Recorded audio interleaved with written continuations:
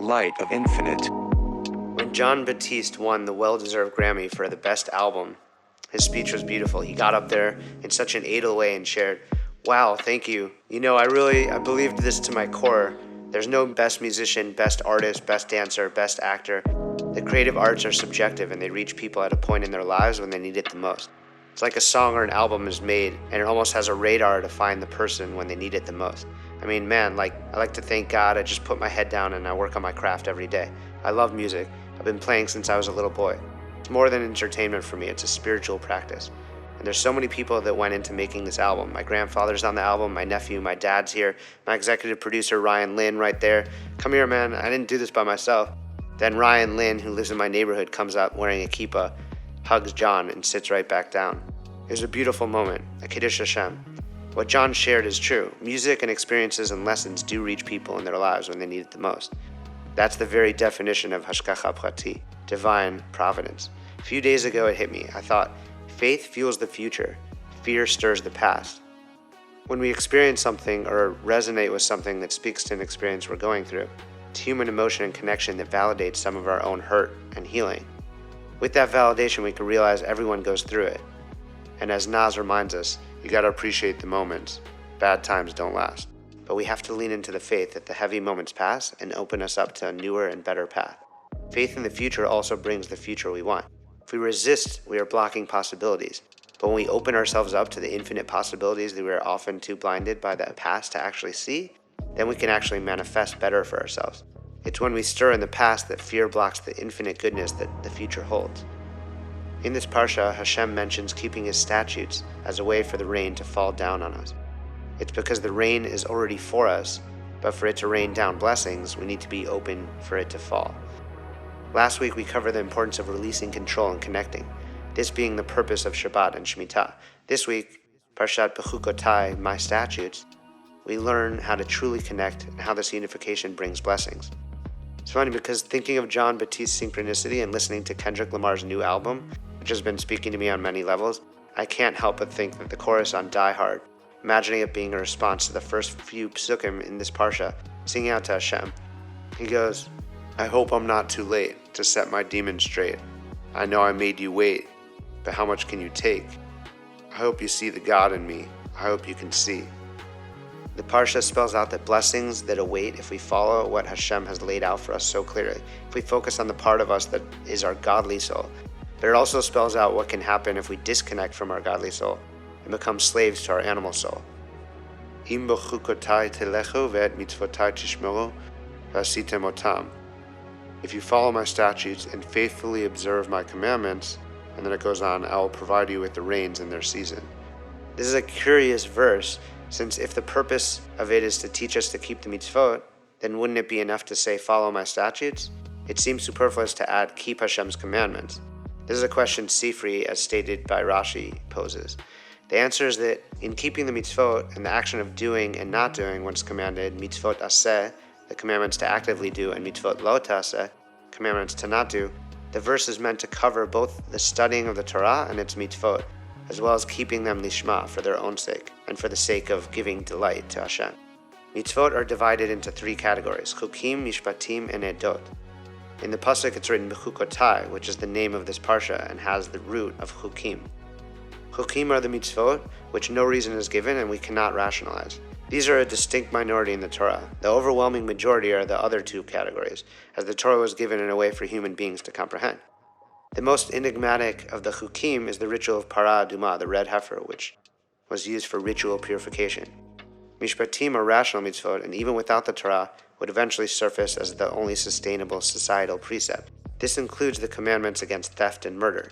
Edot are the mitzvot that are dedicated to remembering events and or ideals. This includes observing Shabbat as a reminder of Hashem's creating the world, just as Pesach as a reminder of the exodus from Egypt.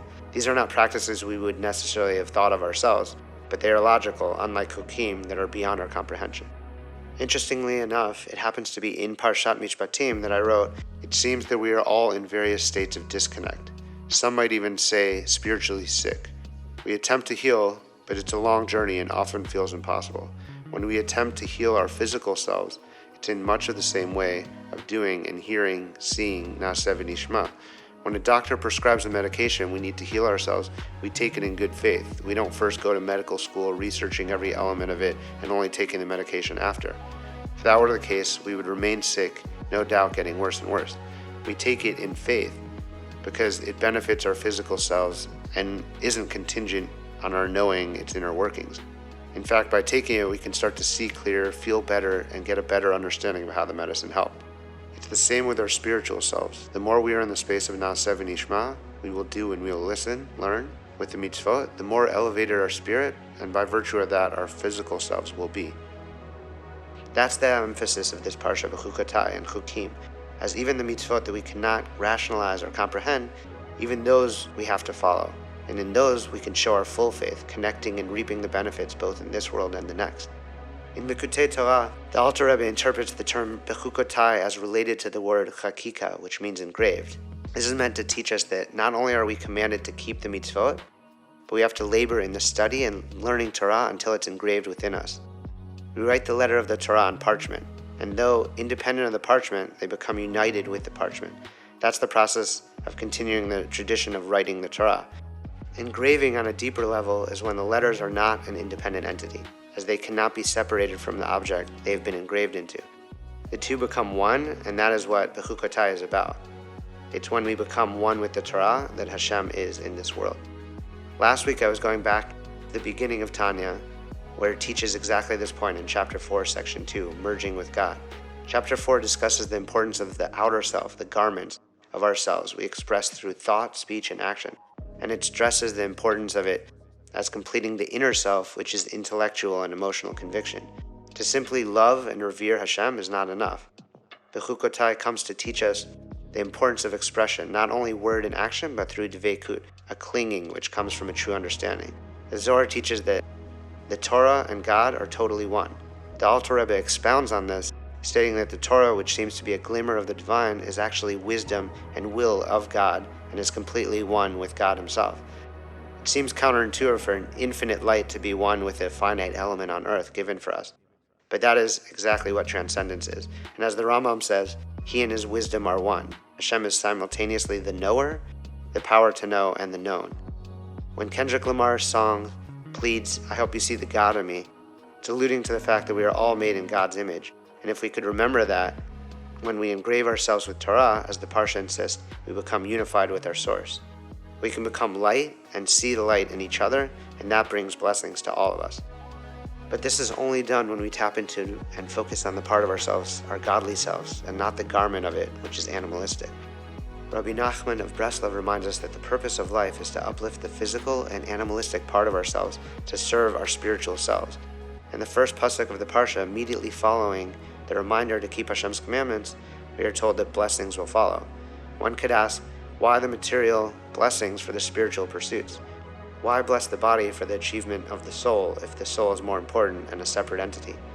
The answer lies in the realities of this world, and that the soul cannot attain the spiritual heights by itself. In this world, it needs to be the body. The body is the garment that facilitates its elevation. It is indeed the only way for a person to remain in the physical world while engaging in spiritual devotion. It's the delicate balance of Ratzo v'Shov, which means to run and return, which we covered a few weeks ago in Acharemot. The physical act of eating keeps the body and soul together so that the spiritual growth can take place. Rabbi Nachman teaches that if a person strives to find Hashem and is worthy, the person's eating can elevate them to a level of desire and will for Hashem that transcends many other spiritual attainments. And in such a case, the person's physical desires not only support their spiritual longing, but could actually mirror them. We read, V'im lo tishme'uli v'lo tasu et kol mitzvotai ha'ela, and it continues, but if you do not listen to me and do not perform all these commandments, and if you despise my statutes and your soul detests my laws, so that you stop performing my commandments, you will have broken my covenant. I in turn will do this to you. I will wreak misery upon you. It says in Mishle, as water reflects face to face, so does the heart of a man to man. There is a reciprocal relationship, one bringing about the other. We mirror each other. Just as one good deed brings another in its wake, the reverse is also true. As we read these psukim outlining exactly how to act in this world, and when that is aligned, the blessings rain down from above, as the water reflects water. The Psukim outline that if we deny the truth, the light, and life itself in that sense, the same reflects back to us in this world. There was a son of a tzaddik at 10 years old. He loved to hear his father read the Torah, even when it was the tochacha, the vivid curses. One year his father was sick and unable to read the Torah and that tochacha section, so someone else read the Torah in his place. When his son heard the tochacha, he fell to the ground and fainted. He was bedridden for months.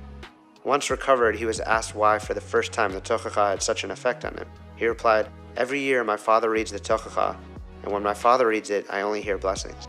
We have to realize that it's the same with us. When we realize the bad is for our good, it's our Abba Hashem putting us through a lesson for ultimate growth and to put us on the right path. Then we are able to have the emunah, the faith and bitachon, the trust that is all for our own good. Like at tzaddik, we can take any temporal misery with joy as the concealment of good that will reveal itself soon enough. The Alter Rebbe explains that all the tochacha in this Parashah are in fact blessings, and the Tzemach Tzedek draws an analogy of this as recorded in the Talmud when Rav Shimon Bar Yochai sent his son to receive blessings from two Rebbeim. When his son returned, he complained that he did not receive blessings at all. Quite the opposite, it felt more like tochacha. His father, Rav Shimon, replied that all their words were truly blessings, and as the Tzemach Tzedek explains, because the blessings were so sublime, they were only able to express it in such a way. But the Talmud asks, if they were so sublime in that way and needed to be disguised as tochacha, how could Rav Shimon interpret them so openly?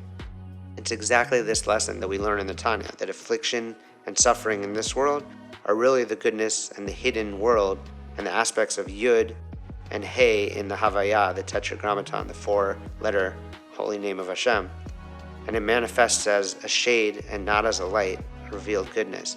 The Havayah is broken into two aspects. First, the Yud and the Hey signify that which is concealed, levels or worlds so sublime that they are hidden and concealed in our current reality. The second half, the letter Vav and Hey, represent the revealed levels or worlds that are able to manifest and be seen by us in the current state, our current reality. When we accept the suffering in this world with emunah and even joy, then it says in Shoftim, "They that love him are as the sun going forth in its might," which is as the world to come, where the suffering we endure in this world will be seen for what it truly is, manifest goodness. Rav Shimon Bar Yochai's soul's mission was to reveal Pnimiyut HaTorah, the hidden inner dimensions of the Torah, and in this, souls experience elements of illumination reserved for the world to come, but they reveal it in their present personification. For this reason, Rav Shimon was able to see the reality of the concealed blessings that the rabbis had given his son. We, of course, are not on the level of Rav Shimon and able to bring down the concealment in such a way as he did with the Zohar, but the lesson is the tochacha, which is seemingly only for our suffering, is actually for our ultimate good.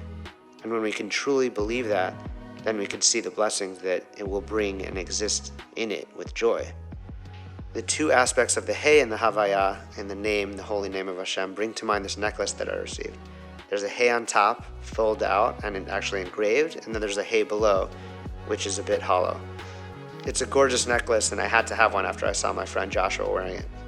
His story with this piece of jewelry, which you can see if you go to lightofinfinite.com, is pretty amazing. He was leading a birthright trip, and the kids saw him admiring the necklace in a very deep and profound way, as if he was divinely drawn to it. They were able to feel the connection he had with it, and so they secretly bought it for him and gifted it to him on the last day of the trip. He wore it for years, and it always kept him connected and being of service and giving. After a few years, he lost the necklace. But then his grandfather came to him in a dream on Rosh Hashanah. He explained to his grandfather how he had lost this precious necklace, and just then his grandfather smiled and pulled the necklace out from under his shirt and put it around his neck. And then, like Obi-Wan Kenobi, he suddenly disappeared. His grandfather had passed away a few years ago, and it was a gift to see him again. He woke up to the first rain of the season. The dream state was great, but he woke up with the necklace on his mind. Somehow the designer, Avram Lowenthal, heard this story and immediately sent him one. Much like Bechukotai outlines the two ways in which we could choose to act in this world, one bringing blessings and the other blocking them, the necklace signifies how we can emulate our source. The upper and lower Hey depicted in the necklace and in the world are about giving, receiving, and oneness. Kabbalistically, the letters that spell out the divine name represent aspects of our inner consciousness.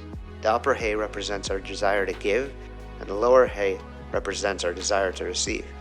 Our source perpetually gives without the need or desire to receive, and this correlates and is mirrored to the extent in which we give. Meanwhile, the lower Hey, ascending to the upper Hey, represents our spiritual awakening to pure giving and unconditional love. This inner transformation, when manifested, enables us to experience the infinite goodness that is the source of all reality. The lower hay is empty because if we only focus on receiving, we are hollow. When we recognize the giving nature of the universe and that it's imperative to be in alignment, we can discover that as we attain deeper levels of giving and love, we attain wholeness and deeper levels of divine union. That's why in Hebrew, the word for love, ahava, has hav, meaning to give, at its root. You notice the upper hay is engraved into the necklace. It's only when we attach ourselves in such a way to our source, through learning the Torah and keeping the mitzvot, lishma, that we can become love, become light, and manifest blessings for ourselves and each other. Oftentimes I'll free verse poetic around my dvars as I write, so I thought I'd end this one on one of the poems that I wrote for this week. So here goes. Don't trip on the infinite minutia. Don't take ad nauseum. Just give, love, live.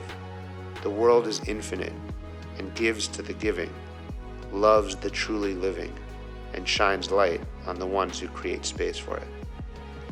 Shabbat Shalom.